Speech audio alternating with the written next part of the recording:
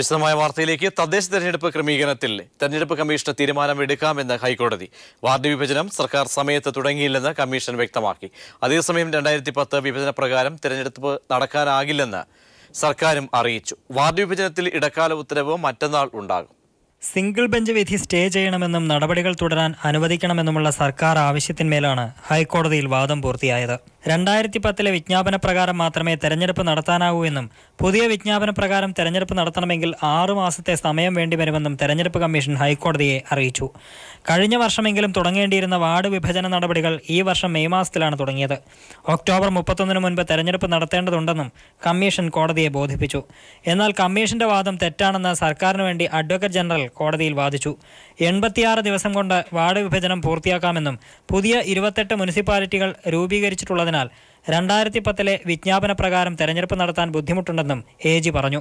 നടപടിക്രമങ്ങൾ വേഗത്തിലാക്കാൻ അധിക ജീവനക്കാരെ നിയോഗിക്കുമെന്നും കോടതി അനുവദിച്ചാലേ നവംബറിൽ തെരഞ്ഞെടുപ്പ് നടത്താനാവൂ എന്നും സർക്കാർ അറിയിച്ചു. എന്നാൽ കോടതിയെ ഉപയോഗിച്ച് തെരഞ്ഞെടുപ്പ് നീട്ടാൻ സർക്കാർ ശ്രമിക്കുന്നുവെന്ന് എതിർകക്ഷികൾ ആരോപിച്ചു.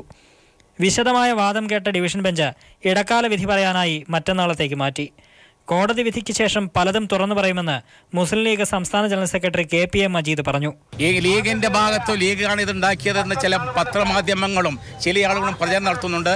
അത് ഇന്നത്തെ കോടതി വിധിക്കനുസരിച്ച് ഞങ്ങൾ പ്രഖ്യാപിക്കും. എന്താ സംഭവിക്കുന്നത് എന്ന് ഞങ്ങൾ പറയും. മുന്നണിക്കകത്തിൽ യോജിച്ച അഭിപ്രായമാണ്.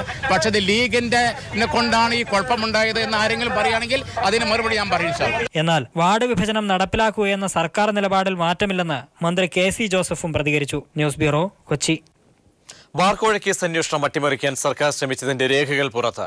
ബാർ ലൈസൻസ് പുതുക്കുന്നതുമായി ബന്ധപ്പെട്ട ഫയലുകൾ KM മാണിക്ക് കൈമാറിയ നിർണായക മന്ത്രിസഭാ വിവരങ്ങൾ അന്വേഷണ ഉദ്യോഗസ്ഥരിൽ നിന്നും മറച്ചുവെച്ചു.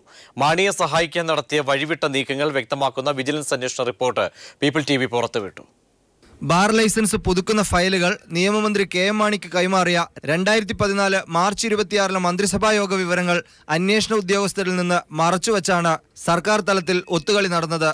മന്ത്രിസഭാ യോഗത്തിൽ KM മാണി സ്വീകരിച്ച നിലപാടറിയാൻ എക്സൈസ് മന്ത്രി K ബാബുവിൽ നിന്നും അന്നത്തെ ചീഫ് സെക്രട്ടറി EK ഭരത് ഭൂഷണിൽ നിന്നും വിജിലൻസ് സംഘം മൊഴിയെടുത്തിരുന്നു. കേവല സാങ്കേതികത്വം ചൂണ്ടിക്കാട്ടി ഇരുവരും വിവരങ്ങൾ മറച്ചുവെച്ചതായാണ് വിജിലൻസ് അന്വേഷണ റിപ്പോർട്ടിലെ പരാമർശം. KM മാണി പറഞ്ഞ അഭിപ്രായം പുറത്തു പറയുന്നതിന് പരിമിതിയുണ്ടെന്ന നിലപാടാണ് K ബാബു വിജിലൻസിന് മുമ്പാകെ സ്വീകരിച്ചത്. നിയമമന്ത്രിക്ക് ഫയൽ കൈമാറാനുള്ള സാഹചര്യം വ്യക്തമാക്കുന്നതിന് നിവൃത്തിയില്ലെന്നായിരുന്നു EK ഭരത് ഭൂഷന്റെ മൊഴി. നിയമമന്ത്രി പരിശോധിച്ച ശേഷം ഏപ്രിൽ 2 ഫയലുകൾ വീണ്ടും മന്ത്രിസഭാ യോഗത്തിന്റെ പരിഗണനയ്ക്കെത്തിയത്. മാർച്ച് 26 പരിഗണിച്ച ഫയലും ഏപ്രിൽ 2 പരിഗണിച്ച ഫയലും തമ്മിൽ വ്യത്യാസമുണ്ടായിരുന്നില്ല. ബാർ ഉടമകളിൽ സമ്മർദ്ദം ചെലുത്തുന്നതിനായി മന്ത്രിസഭാ തീരുമാനം മനഃപൂർവ്വം വൈകിപ്പിക്കാൻ മാണിക്ക് നിഗൂഢ ലക്ഷ്യമുണ്ടായിരുന്നുവെന്ന് ഇതിൽ നിന്ന് വ്യക്തമാണെന്ന് അന്വേഷണ റിപ്പോർട്ടിൽ പറയുന്നു. MR Sajesh, news bureau, Thiruvananthapuram. People TV big breaking. ബാർകോഴ കേസിൽ മാണിക്കെതിരെ SP സുകേഷിന്റെ കണ്ടെത്തലുകൾ വിജിലൻസ് ഡയറക്ടർ ഒന്നൊന്നായി നിരാകരിച്ചു. മാണി കൈക്കൂലി ആവശ്യപ്പെട്ടതിന് തെളിവുകൾ ഇല്ലെന്നും കണ്ടെത്തലുകൾ പലതും വിശ്വാസയോഗ്യമല്ലെന്നും വിൻസൻ M. പോൾ. വിജിലൻസ് ഡയറക്ടറുടെ റിപ്പോർട്ട് പീപ്പിൾ TV പുറത്തുവിട്ടു. ബാർകോഴ കേസിൽ അന്വേഷണ ഉദ്യോഗസ്ഥന്റെ കണ്ടെത്തലുകളെ ഒന്നൊന്നായി നിരാകരിക്കുന്നതാണ് വിജിലൻസ് ഡയറക്ടർ വിൻസെന്റ് M. പോളിന്റെ റിപ്പോർട്ട്. മാണി പണം ആവശ്യപ്പെട്ടതിന് തെളിവുകളില്ല. നുണപരിശോധനയിൽ കേസിലെ ദൃക്സാക്ഷിയായ ഡ്രൈവർ അമ്പിളി ചോദ്യാവലിയിലെ 11-12 ചോദ്യങ്ങൾക്ക് തെറ്റായ ഉത്തരം നൽകി. ക്ലിഫ് ഹൗസിൽ വെച്ച് പണം കൈമാറുന്നത് കണ്ടോ എന്ന ചോദ്യത്തിന് അമ്പിളി അതേ എന്ന് മൊഴി നൽകി. ക്ലിഫ് ഹൗസിൽ താമസിക്കുന്നത് മുഖ്യമന്ത്രിയല്ലേ എന്നും വിജിലൻസ് ഡയറക്ടർ ചോദിക്കുന്നു. കൈമാറിയ പണത്തിൽ എത്ര കെട്ടുകൾ ഉണ്ടായിരുന്നു എന്ന ചോദ്യത്തിനും കൃത്യമായ മറുപടി പറയാൻ അമ്പിളിക്ക് കഴിഞ്ഞില്ല. കൂടാതെ എവിഡൻസ് ആക്ട് പ്രകാരം നുണപരിശോധനാ ഫലം നിലനിൽക്കില്ല. കേസിൽ തൊണ്ടി മുതലും തെളിവുമായി അന്വേഷണ ഉദ്യോഗസ്ഥൻ ഹാജരാക്കിയ ബിജു രമേശിന്റെ ജിയോണി ഫോണിലെ ശബ്ദരേഖകളിൽ ചിലത് മായിച്ചു കളഞ്ഞു. ബിജുവിന്റെ പ്രവൃത്തി കോടതിയിൽ വ്യാജരേഖ ഹാജരാക്കിയ നടപടി ക്ഷണിച്ചു വരുത്തുന്നതാണ്. കോൾ വിശദാംശങ്ങളിലും ടവർ ലൊക്കേഷനിലും പൊരുത്തക്കേടുകളുണ്ട്. ഏപ്രിൽ 1 ബാർ ഉടമകൾ പാർക്ക് രാജധാനിയിൽ കണ്ടുമുട്ടി എന്ന് പറയാനാവില്ല. ആ സമയത്ത് അവർ കിഴക്കേക്കോട്ട ഭാഗത്ത് എവിടെയോ ആയിരുന്നു എന്ന് മാത്രമേ പറയാനാവൂ. ബിജുവിന്റെ KL 017878 കാർ പ്രശാന്തിയിൽ എത്തി എന്ന് തെളിയിക്കാൻ കഴിഞ്ഞിട്ടില്ല. കുറച്ചു നേരത്തേക്ക് ക്ലിഫ് ഹൗസ് കോമ്പൗണ്ടിൽ എത്തുന്ന വാഹനങ്ങളുടെ നമ്പർ എഴുതി സൂക്ഷിക്കാൻ ഗാർഡ് മാനുവലിൽ മുകളിൽ നിന്നും നിർദ്ദേശം നൽകിയിട്ടില്ല. ഭൂരിഭാഗം ബാറുടമകളും പണം കൊടുത്തിട്ടില്ലെന്ന് പറയുമ്പോൾ അന്വേഷണ ഉദ്യോഗസ്ഥൻ അതിനെ അന്ധതയോടെ സമീപിക്കുന്നത് എന്തിനെന്നും റിപ്പോർട്ടിൽ ഡയറക്ടർ ചോദിക്കുന്നു. കൂടാതെ ADGP അന്വേഷണ ഉദ്യോഗസ്ഥന്റെ കണ്ടെത്തലുകളെ നിരാകരിച്ചിട്ടുണ്ട്. മുതിർന്ന അഭിഭാഷകരായ മോഹൻ പരാശരനും നാഗേശ്വർ റാവുവും അന്വേഷണ ഉദ്യോഗസ്ഥന്റെ കണ്ടെത്തലുകളെയും അനുബന്ധ തെളിവുകളെയും ശരിവെക്കുന്നില്ല. മേൽപ്പറഞ്ഞ സംഭാഷണങ്ങളുടെ അടിസ്ഥാനത്തിൽ അന്വേഷണ ഉദ്യോഗസ്ഥൻ ഫൈനൽ റിപ്പോർട്ട് കോടതിയിൽ സമർപ്പിക്കാനാണ് വിജിലൻസ് ഡയറക്ടർ പറയുന്നത്. മാണിയെ പ്രതി ചേർക്കണമെന്നോ വേണ്ടെന്നോ ഡയറക്ടർ റിപ്പോർട്ടിൽ പറയുന്നില്ല എന്നത് ഏറെ പ്രസക്തമാണ്. മാണിയെ പ്രതി ചേർക്കണമോ വേണ്ടയോ എന്ന കൃത്യമായ നിലപാട് സ്വീകരിക്കാത്ത വിൻസെന്റ് എം പോളിന്റെ നിലപാട് കൂടുതൽ ദുരൂഹത ഉണർത്തുന്നു. എസ് ജീവൻകുമാർ, തിരുവനന്തപുരം. ബാർക്കോഴ കേസിൽ ധനമന്ത്രി KM മാണി വിജിലൻസിന് നൽകിയ മൊഴിയുടെ പകർപ്പ് പീപ്പിളിന്. ബിജു രമേശിന് തന്നോടുള്ള വൈരാഗ്യമാണ് പരാതി നൽകിയതിന് കാരണമെന്ന് മാണി. ബാർ തുറന്നു നൽകാൻ താൻ ആരോടും പണം ആവശ്യപ്പെടുകയോ വാങ്ങുകയോ ചെയ്തിട്ടില്ലെന്നും ധനമന്ത്രിയുടെ മൊഴിയിൽ പറയുന്നു.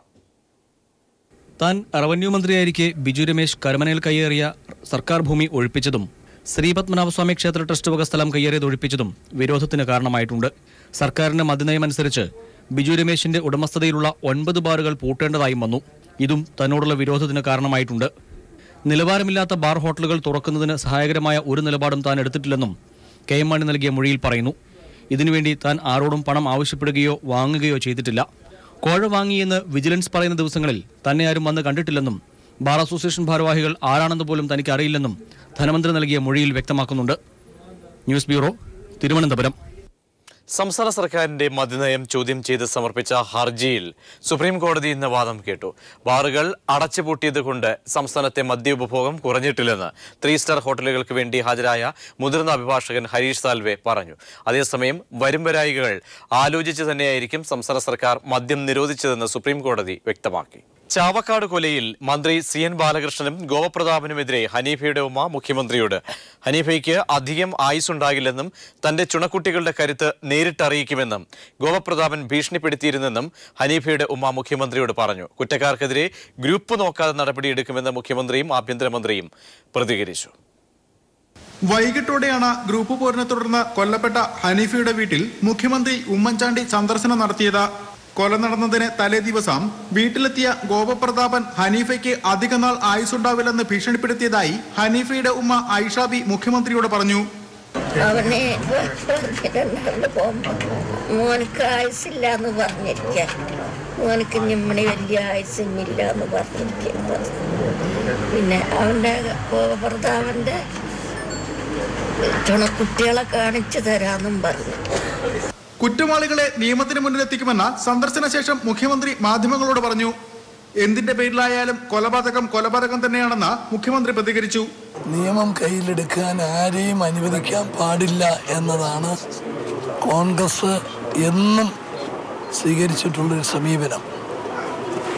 ഇവിടെ ഉണ്ടായ ഹനീഫയുടെ മരണം ഏറ്റവും വേദനാജനകമായ സംഭവമാണ്. അതിനെതിരെ ശക്തമായ നടപടി ഉണ്ടാകും. കുറ്റം ചെയ്തവര് നിയമത്തിന്റെ മുമ്പിൽ കൊണ്ടുവരിക തന്നെ ചെയ്യും. കേസിൽ കുറ്റവാളികളെ കണ്ടെത്തുന്നതിൽ ഗ്രൂപ്പ് നോക്കില്ലെന്ന് രാവിലെ ഹനീഫയുടെ വീട്ടിലെത്തിയ ആഭ്യന്തരമന്ത്രി രമേശ് ചെന്നിത്തല പ്രതികരിച്ചിരുന്നു. ഹനീഫയുടെ ഉമ്മ DGPക്ക് നൽകിയ പരാതിയിൽ കൊലപാതകത്തിന് പിന്നിൽ ഗോപപ്രതാപനാണെന്നും കുറ്റവാളികളെ മന്ത്രി CN ബാലകൃഷ്ണൻ സംരക്ഷിക്കുകയാണെന്നും ആരോപിച്ചിരുന്നു. ഇതിന് പിന്നാലെയാണ് വീട്ടിലെത്തിയ മുഖ്യമന്ത്രിയെയും ഇക്കാര്യം ധരിപ്പിച്ചത്. News bureau, Thrissur. പാഠപുസ്തക അച്ചടിയിൽ പല വകുപ്പുകളും വീഴ്ച വരുത്തിയെന്ന് വിദ്യാഭ്യാസ മന്ത്രി PK അബ്ദുറബ്ബ്. ഇത് സംബന്ധിച്ച അന്വേഷണ റിപ്പോർട്ട് ഉടൻ പുറത്തുവരുമെന്നും മന്ത്രി വ്യക്തമാക്കി. അതേസമയം KBPS MD സ്ഥാനത്ത് നിന്നും രാജമാണിക്യത്തെ മാറ്റി പകരം ആശാ തോമസ് IASനെ പുതിയ MD-ആയി നിയമിച്ചു. വകുപ്പിന്റെ ഭാഗത്തുനിന്ന് ഫയലുകൾ ക്ലിയർ ചെയ്യാനുള്ള വീഴ്ചകൾ ഉണ്ടായിട്ടുണ്ട്. അല്ല, അത് പറയാൻ കഴിയില്ലല്ലോ. മനഃപൂർവ്വമാണോ അല്ലേ എന്ന് ഞാൻ പറയുന്നില്ല. എവിടെയൊക്കെ വീഴ്ചകൾ ഉണ്ടായി, എവിടെയൊക്കെ കാലതാമസം വന്നോ എന്നുള്ളത് കൃത്യമായി ഞാൻ അതുമല്ല, ഞാനതന്ന് ആദ്യത്തെ ഒരു PRDയിലെ ബ്രീഫിങ്ങിൽ ഞാനത് പറഞ്ഞിരുന്നു. പുസ്തകം അടിക്കാൻ തുടങ്ങിയ ഓരോന്നിൻ്റെയും നാൾ വഴി ഞാൻ അന്ന് അവിടെ പറഞ്ഞിരുന്നു. പക്ഷേ നിങ്ങളാരും അത് അന്ന് നോട്ട് ചെയ്തില്ല. മീറ്റിംഗ് കൂടിയതും പർച്ചേസ് ഓർഡർ തരാനുള്ളതും ഫിനാൻസ് വകുപ്പ് 2 or 3 തവണ കൊറിയിട്ട് മടക്കിയതും എല്ലാം ഞാനന്ന് പറഞ്ഞിരുന്നു. പക്ഷെ അന്നത് ആരും അത്ര ഗൗരവത്തിൽ എടുത്തില്ല എന്നെനിക്ക് തോന്നുന്നു. അതുകൊണ്ടാണ് പിന്നെയും ഇത് ഇങ്ങനെ ഒരു ചോദ്യം വരുന്നത്. ഏതായാലും ആ എല്ലാ കാര്യങ്ങളും വെച്ചുകൊണ്ടുള്ള ഈ 2 മാറ്ററും, ഒന്ന് SLC റിസൾട്ടും ഒന്ന് ഇത് രണ്ടും അടുത്ത ഏതാനും ദിവസങ്ങൾക്കകത്ത് തന്നെ ഞാൻ മീഡിയക്ക് നൽകുന്നു. വിഴിഞ്ഞം പദ്ധതിയിൽ ഉമ്മൻചാണ്ടി സർക്കാരിന്റെ കള്ളക്കളി വരും ദിവസങ്ങളിൽ പുറത്തു കൊണ്ടുവരുമെന്ന് CPM സംസ്ഥാന സെക്രട്ടറി കോടിയേരി ബാലകൃഷ്ണൻ. പദ്ധതിക്ക് LDF അനുകൂലമാണെന്നും കോൺഗ്രസും BJPയും നടത്തിയ അഡ്ജസ്റ്റ്മെന്റാണ് വിഴിഞ്ഞമെന്നും കോടിയേരി ആരോപിച്ചു. വിഴിഞ്ഞ ഹാർബർ ഒരിക്കലും ഞങ്ങൾ തടസ്സപ്പെടുത്താൻ പോകുന്നില്ല. ആ വിഴിഞ്ഞ ഹാർബർ യാഥാർത്ഥ്യമാകട്ടെ. ആ വിഴിഞ്ഞ ഹാർബർ വരുന്നതിന്റെ പേരിൽ ഉമ്മൻചാണ്ടിയൻ സംഘം നടത്തുന്ന കള്ളക്കളികൾ അത് വരും ദിവസങ്ങളിൽ പുറത്തു വരാൻ പോവുകയാണ്. ഇന്നലെ ഇവിടെ വിഴിഞ്ഞം കരാറിന്റെ കരാർ ഒപ്പിട്ടില്ലേ? ആ വിഴിഞ്ഞം കരാർ ഒപ്പിട്ടപ്പോൾ എന്തുകൊണ്ടാണ് ചീഫ് സെക്രട്ടറി പങ്കെടുക്കാതിരുന്നത്? ഈ കേരളത്തിലെ ഏറ്റവും വലിയൊരു പ്രോജക്ട് അംഗീകരിക്കുമ്പോൾ ചീഫ് സെക്രട്ടറി അല്ലേ ആ കരാറിൽ ഒപ്പുവെക്കേണ്ടിയിരുന്നത്? ചീഫ് സെക്രട്ടറി ഒപ്പുവെക്കാതെ മാറിയത് ദുരൂഹതയുണ്ടാക്കുന്നതല്ലേ? ഈ കേരളത്തിൽ ഉമ്മൻചാണ്ടി സർക്കാരിന്റെ